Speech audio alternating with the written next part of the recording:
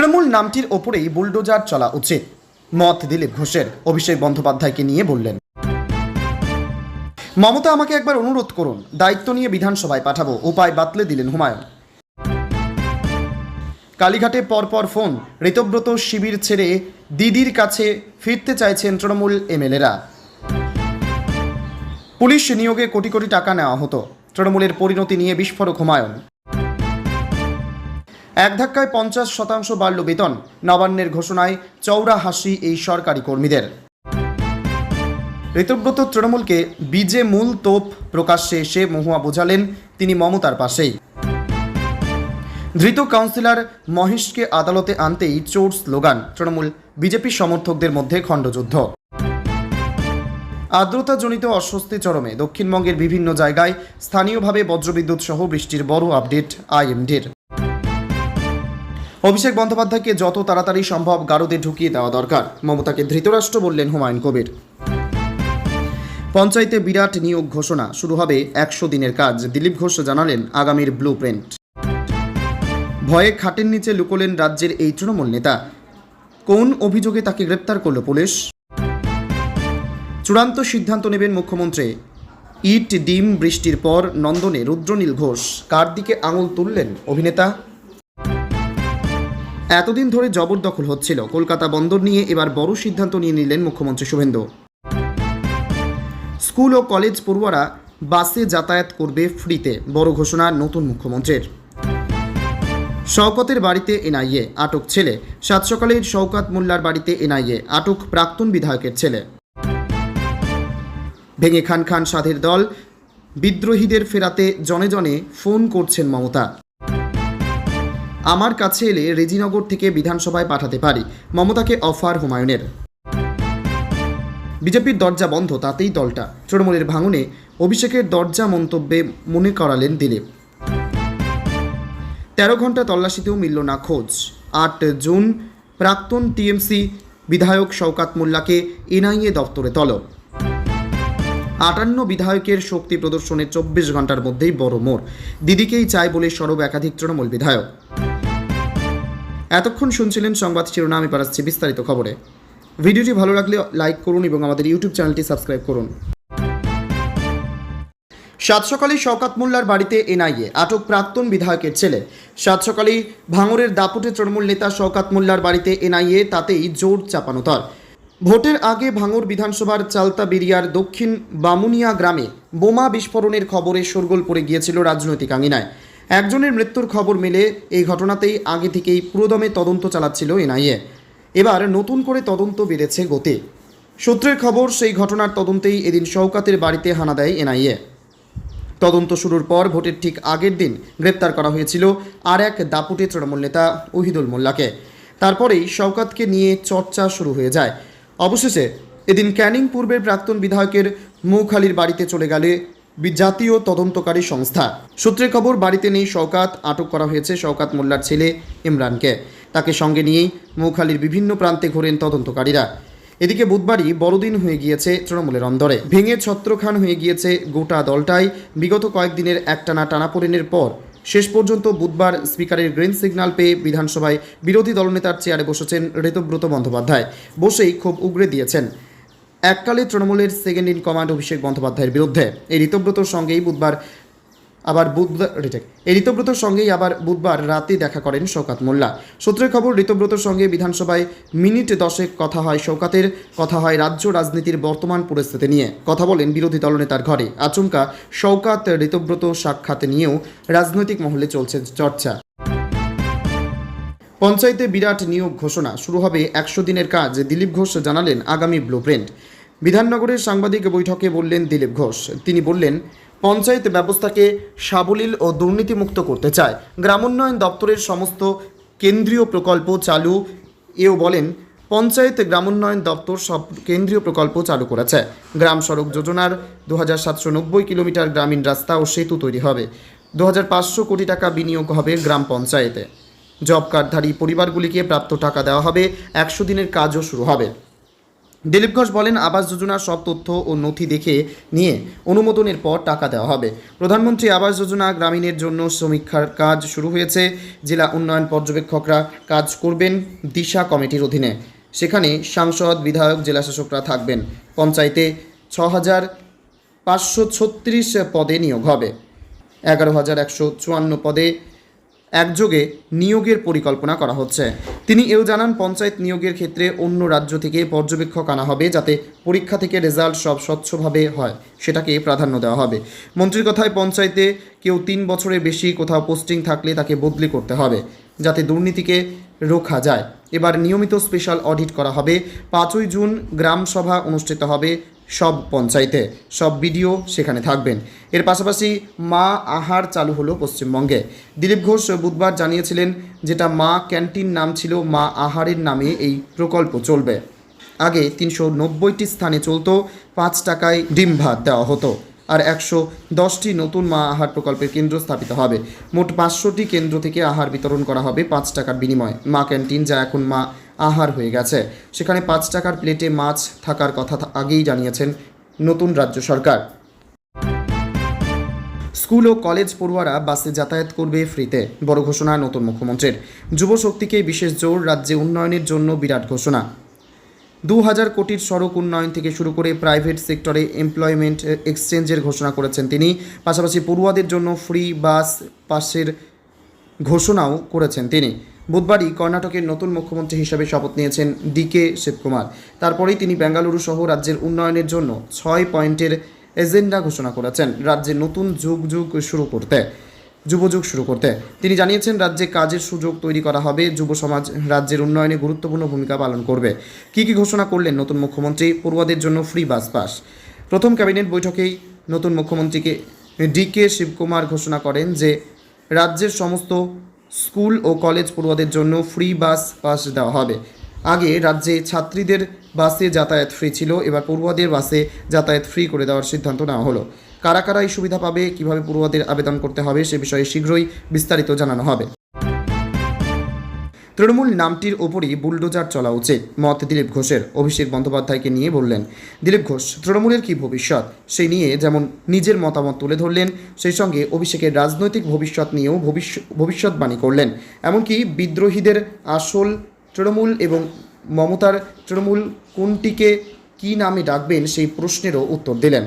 সকাল সকাল শরীরচর্চায় বেরিয়ে সংবাদ মাধ্যমের মুখোমুখি হন দিলীপ। সেখানেই তৃণমূলের ক্ষয়িষ্ণু অবস্থা নিয়ে মুখ খোলেন তিনি। গতকাল ঋতব্রত বন্দ্যোপাধ্যায় বিরোধী দলনেতা হিসেবে যখন সাংবাদিক বৈঠক করছেন, সেই সময় অভিষেকের বাড়িতে পৌঁছে যায় ইডি। দিলীপের বক্তব্য, অভিষেক বন্দ্যোপাধ্যায় আইন থেকে বাঁচার চেষ্টা করছেন, সম্ভব নয়। ওদের মতো নেতা, অনুব্রত মণ্ডল, সকলেই এক নাটক করছিলেন। শরীর খারাপ, হাসপাতালে, এখন যাব না, শেষে যেতেই হয়েছিল, একেবারে ভেতরে গিয়েছিলেন। সকলের জন্য অপেক্ষা চলছে। ভোট মিটতেই ভেঙে চুরমার তৃণমূল। মুখে মমতাকে নেত্রী বললেও তাকে উপদেষ্টা হিসেবেই দেখতে চান ঋতব্রতরা। সে নিয়ে দিলীপের বক্তব্য, দেখুন, তৃণমূলের এখন গোলমাল চলছে, আগে ওদের ঠিক করতে দিন কোন শিবিরে কে রয়েছেন।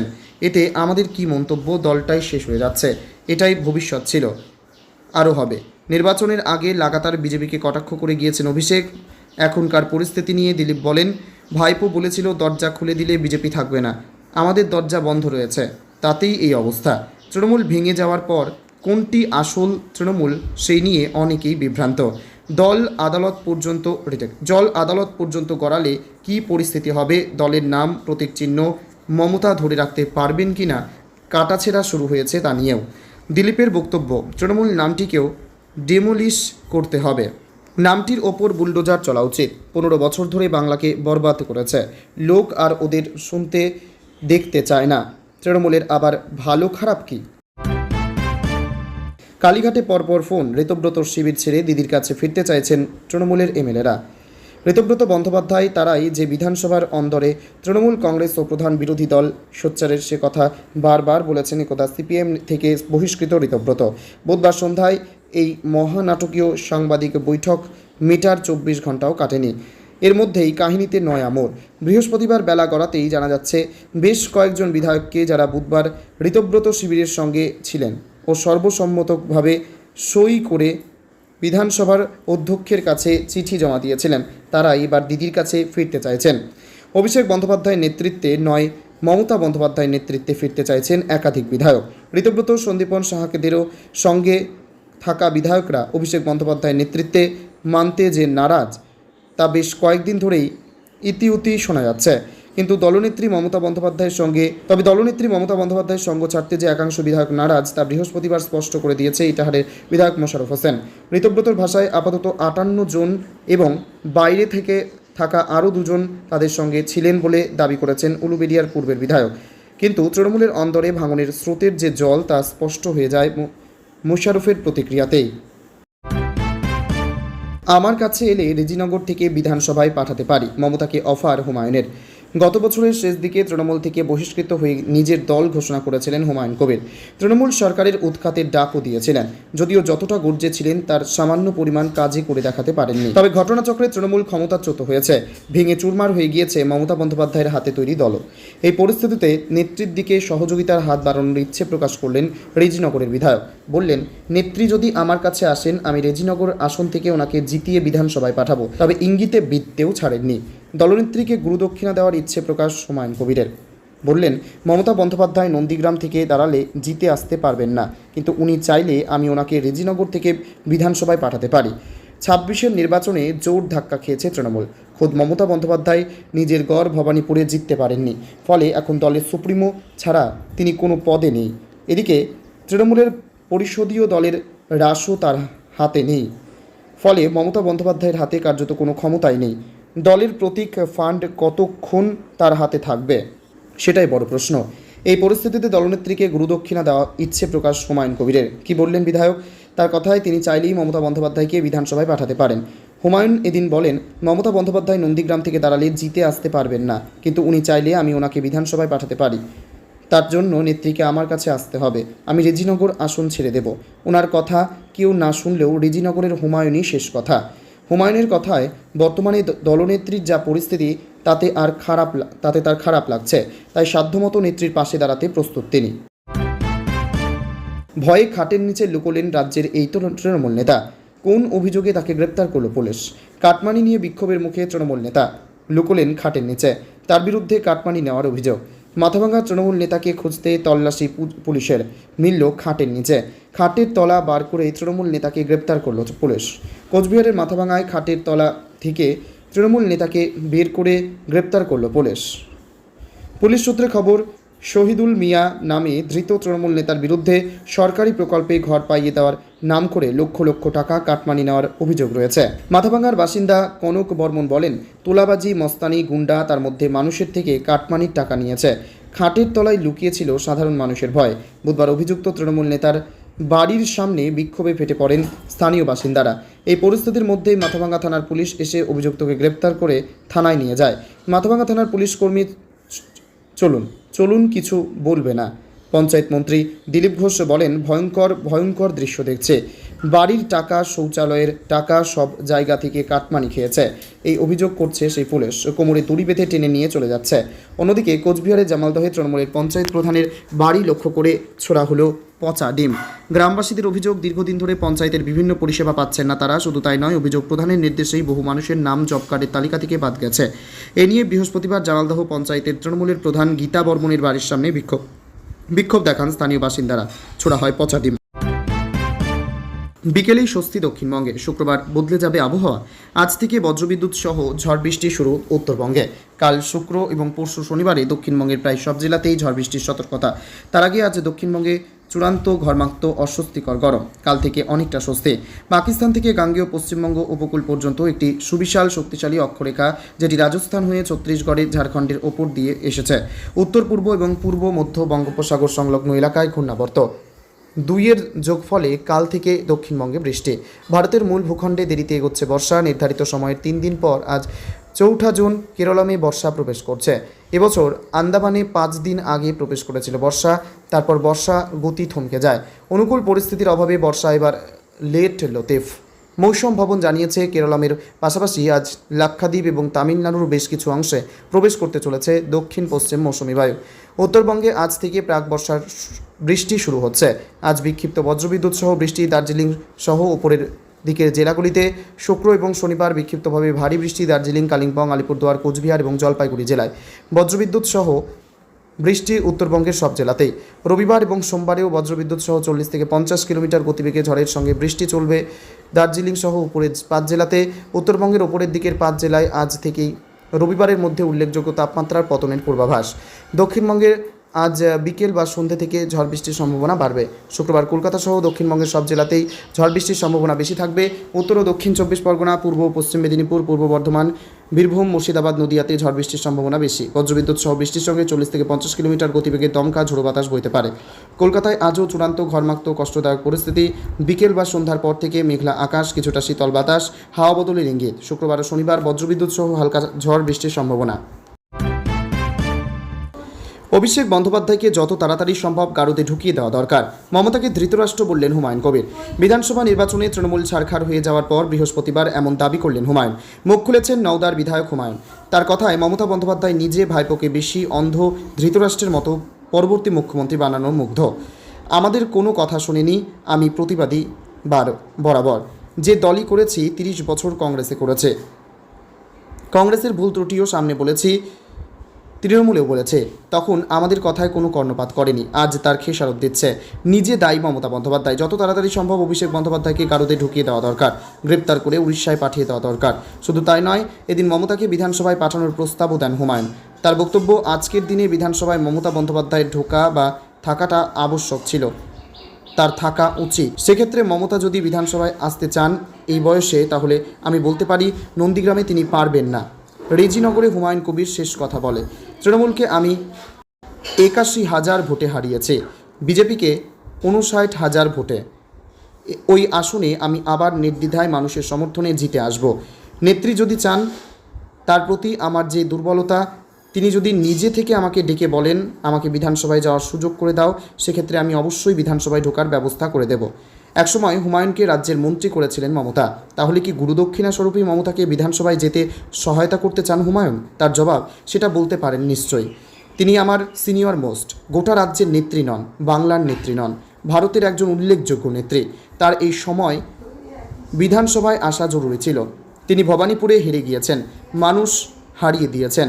তিনি আসতে চান যদি, আমাকে ব্যক্তিগত স্তরে হুমায়ুন কবিরের অবশ্যই ব্যাপারটা। মমতাকে জেতানোর ব্যাপারে একেবারে নিশ্চিত হুমায়ুন। বিধানসভা নির্বাচনে এবার রাজ্যে ভরাডুবি ঘটেছে তৃণমূলের। যাও বা 80টি আসনে জয় মিলেছিল বিদ্রোহের আগুনে, তাও ছারখার হয়ে গিয়েছে। মমতার হাত থেকে রাশি বেরিয়ে গিয়েছে তৃণমূলের। ঋতব্রত বন্দ্যোপাধ্যায়ের নেতৃত্বে 50 জন বিজয়ী বিধায়ক নিজেদের আসন তৃণমূলে বলে দাবি করেছেন। এমতাবস্থায় ফের কি ঘুরে দাঁড়াতে পারবেন মমতা? 70 বয়সে পৌঁছে ফের কি লড়াইয়ে নামতে পারবেন, প্রশ্ন তুলছেন অনেকেই। আর সেই আবহেই কটাক্ষ ছুড়ে দিলেন হুমায়ুন। এই বিধানসভা নির্বাচনের আগেই দলবিরোধী কাজের জন্য তৃণমূল থেকে বহিষ্কার করা হয়। এরপর নিজের আলাদা দল